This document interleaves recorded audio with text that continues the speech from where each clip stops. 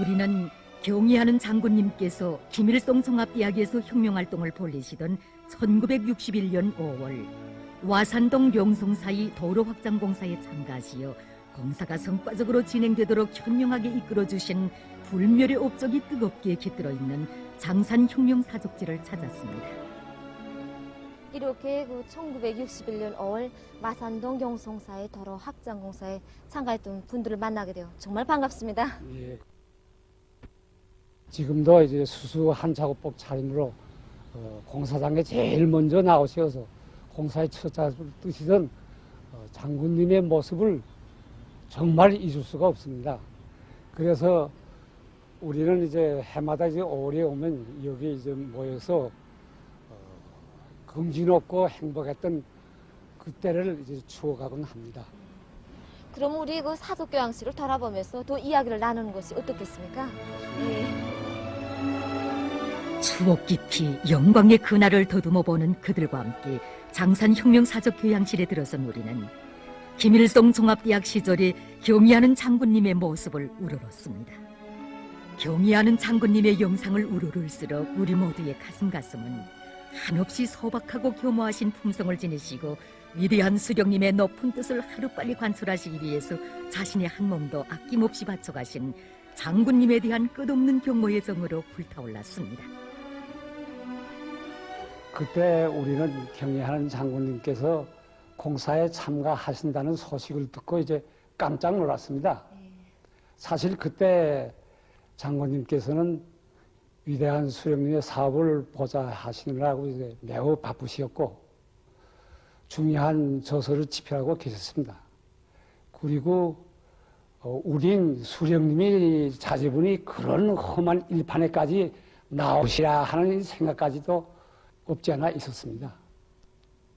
그런데 경의하는 장군님께서는 공사 참가자 명단에 자신이 성함이 없는 것을 보시고 매우 서운해하시면서 이제 이번 공사는 단순한 노력동원이 아니라 어버이 수령님이 부르심을 받들고 나가는 영예로운 전투인 것만큼 이제 그 누구도 예로 될 수 없다고 이제 엄하게 이제 지적하셨다는 것이 아니겠습니까? 사족교양실에서 우리의 눈길을 제일 끌어당긴 것은 경의하는 장군님께서 공사가 시작된 1961년 5월 15일 첫날부터 어느 하루도 어깨에서 내려놓으신 적이 없었다는 목고채였습니다. 저는 이 목고채를 가지고 이제 장군님과 자주 이제 함조가 돼서 목고를 맸습니다.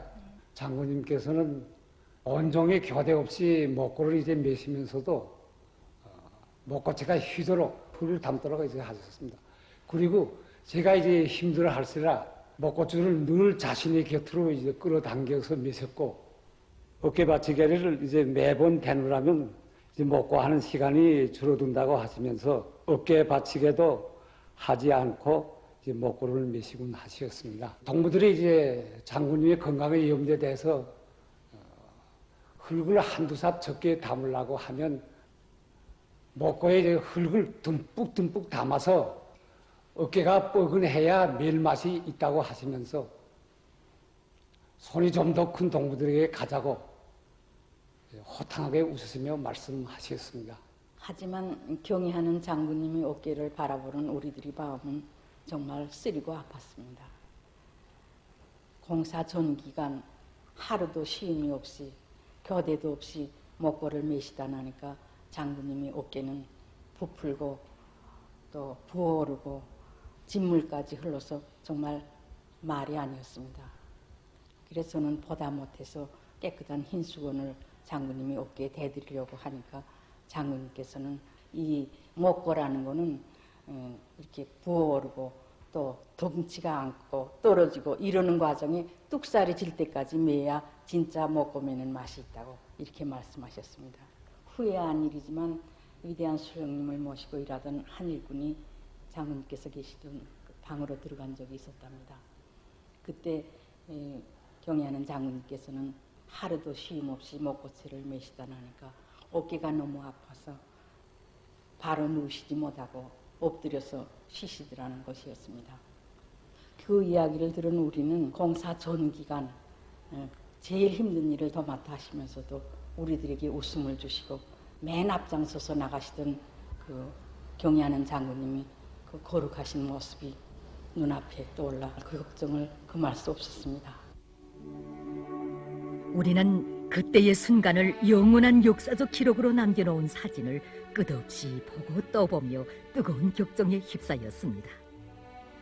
진정 이 세상 어느 수반이나 용도자의 자식들이 우리의 경의하는 장군님처럼 그렇게 험한 일을 했다는 이야기 들은 적이 있었던가.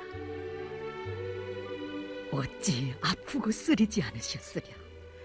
허나 자신은 위대한 수령님의 교실을 관철하는 전사의 한 사람이라고 하시며 언제나 대어의 앞장에서 힘든 일만을 도맡아 하셨고 오히려 청년들이 지칠세라 그들에게 웃음과 힘을 안겨주신 경의하는 장군님이시었습니다.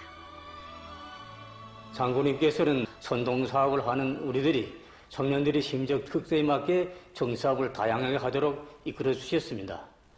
어느 날 저를 찾아주신 장군님께서는 이렇게 사무실에서 맴돌지 말고 작업장에 나가서 전투원들과 같이 일하면서 방송 원고도 쓰고 식가물도 발간하고 또 영화 보고 사업도 사조직 하라고 이렇게 이르시었습니다. 그렇게 하고 친히 우리들이 쏘올린 방송 원고나 식가물 원고를 봐주시고 잘못된 점들을 다 하나하나 바로잡으셨습니다.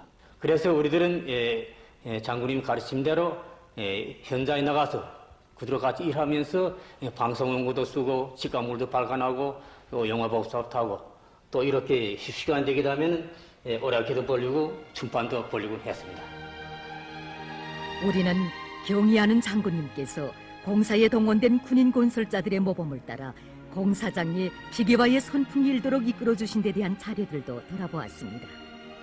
인민군대는 조국보위뿐 아니라 사회주의 건설에서도 앞장서야 한다시며 군인들이 운전하는 굴착기에 꽂아주셨던 붉은 길을 보면서 우리는 그때 벌써 인민군대를 사회주의 건설의 주력으로 내세워주신 경의하는 장군님의 높으신 뜻을 느낄 수 있었습니다. 몸소 평양 방직기계 공장에까지 가시어 못쓰게 된 것을 선수 가공해 가지고 오셨다는 무거운 굴착기 바가지 이빨을 보면서 한나라 수령의 자제분이셨건만 공사에 몸을 푹 잠그시고 험한 일 굳은 일 가림없이 맨 앞장에서 남보다 몇 배로 일하신 경의하는 장군님의 위대한 인민적 풍모가 어려워 가슴 뜨거움을 금할 수 없었습니다.